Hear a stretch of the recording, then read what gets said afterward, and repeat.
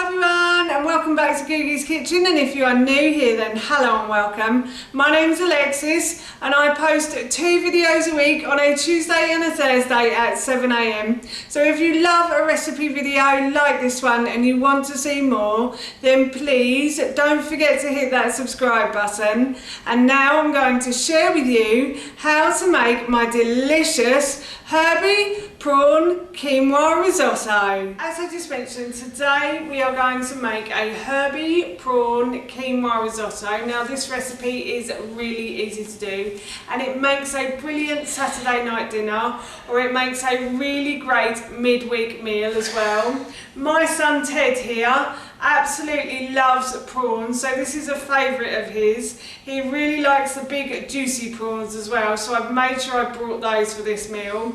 But you can use any type of prawn you want. You could also use salmon if you wanted to.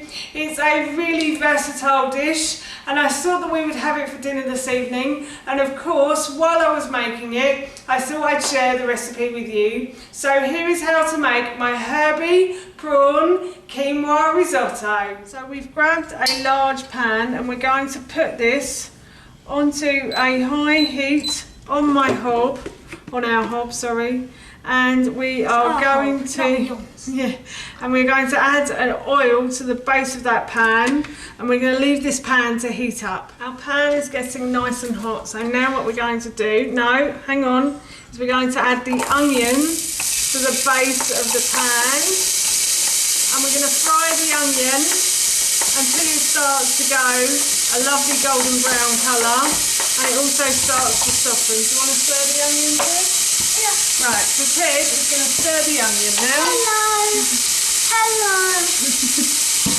My name is Ted. So the onion just starts to go a golden brown colour. Our pan is getting slightly hot, but what I'm going to do is add a little bit of water,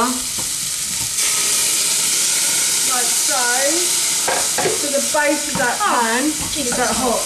Cheese. And then... Mum, it's vaporised. Yeah, it has, isn't it? And then what I'm going to do is I'm going to add one yellow pepper that Ted removed the top and the core from, and then he just simply sliced and diced. So I'm going to put that into the pan like so. Oh, the water that's all vaporised. Yep. I didn't know that would happen. Well, you've learned something new every day.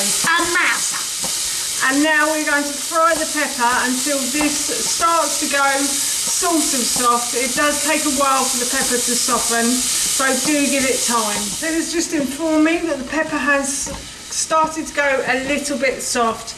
So now what we're going to do is we are going to add the courgette, the carrot and the butternut squash as well.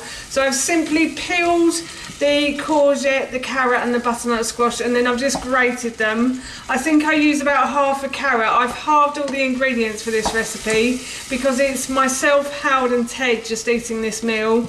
So it's like 2 adults and a little one basically. So I've halved all the ingredients. I'm not little. Wow. I'm 9, nearly 10. Nearly. And then I'm going to add these to the base of the pan. You don't have to grate the vegetables if you don't want to, but they do make it, I think they make it taste a little bit sweeter if you do grate them. So we're going to continue to fry these vegetables until everything becomes quite soft now. Everything has softened beautifully, so now what we're going to do is we are going to add in our quinoa. If you don't have quinoa, then you could use rice if you wanted to, or you could use buckwheat as well. That would probably taste really nice with this. So I have washed through the quinoa through this sieve over the sink, and I'm going to put this into the pan. The reason I wash it first is because I won't drain it at the end and wash it off then. So I like to get any sort of excess dirt off from the quinoa at the beginning, basically. So we're going to continue to fry the quinoa and the ingredients together. Some of it's got a bit liquidy. For about a minute or so. That's fine, don't worry about that. For about a minute or so now. So Ted's hand has got slightly hot, so my sous chef has gone to put put his hand in the fridge. So what we're going to do now is we are going to add in our stock. So I'm going to add in about 500 mils of stock to this. Can I do it? Hang on. So you want enough stock to cover the quinoa and then about 2 centimetres above the top of the quinoa as well. And you can measure it via a spoon or you can measure it with your finger as well. So the middle finger is about 2 centimetres. So if you put the spoon in and then just put your finger next to it, it should be about 2 centimetres. So now what I'm going to do is I'm also going to add in the herbs now. So I'm going to add in some rosemary to this. In the original recipe, I said to use fresh herbs, but as it's winter, I'm going to use dried ones. You don't need as much when you use dried herbs, so I'm just going to use a teaspoon of rosemary. And then use a different spoon. Yeah, you can do. And then I'm going to use a teaspoon of of thyme as well. Thyme? Yeah. It's on the clock. And then Too's going to mix those round for me. Mixy. And once he's mixed that all together, what we're going to do is we're going to put the lid on and we're going to bring this to the boil. And then once it comes to the boil, we're going to turn the heat down and leave it to simmer. So the pan has come to the boil, so now what we're going to do is we're going to turn the heat down to like a medium heat. I'm going to add a sprinkle of salt into it. Can I do that, Mum? Yep, do you want to add the salt in? Just sprinkle it over, that's it. Oh, I just dipped it in. And then we are going to add a little bit of pepper as well. So we're going to add like just a little bit, that's perfect, Ted. And then we're just going to put that in as well. And we're going to leave the lid on and we're going to wait for all of the liquid to evaporate and then we will add the prawns in.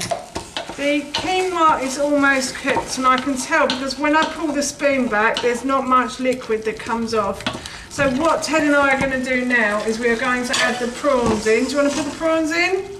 And these don't take long to cook in here. These normally only take about 4 minutes. So as you can see, they're grey at the moment, but once they cook, they will turn pink.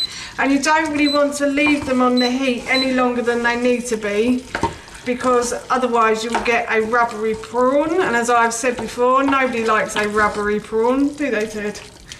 No, Mum.